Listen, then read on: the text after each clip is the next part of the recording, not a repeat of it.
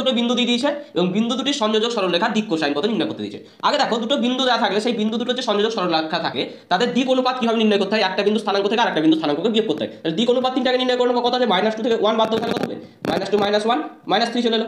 y স্থানাঙ্ক থেকে y স্থানাঙ্ক বিয়োগ 3 থেকে 2 বিয়োগ দিলে কত হবে 1, এবং 1 থেকে যদি -3 বিয়োগ দিই কত চলে আসবে 4। এই তিনটা আমাদের কি চলে এলো, ডাইরেকশন রেশিও চলে এলো। তাহলে ডাইরেকশন কোসাইন কি করে নির্ণয় করে, ডাইরেকশন রেশিও বাই √, যে দিক অনুপাতগুলো থাকে তাদের স্কোয়ারের যোগফল। তাহলে -3 তার square plus 1 square plus 4 square, comma দিয়ে y স্থানাঙ্ক 1 বাই √, এই তিনটে স্কোয়ারের যোগফল, -3 তার স্কোয়ার 1 স্কোয়ার প্লাস 4 স্কোয়ার, আর একটা কি হবে 4 আছে তো 4 বাই √, -3 তার square plus 1 square plus 4 square, এই তিনটে কি চলে এলো আমাদের কাছে, দিক কোসাইন। কত হবে -3 by √, 3 square 9, 9 plus 1 10, 10 plus 4 square কত 16, 26, 1 বাই √, 26, 4 বাই √, 26।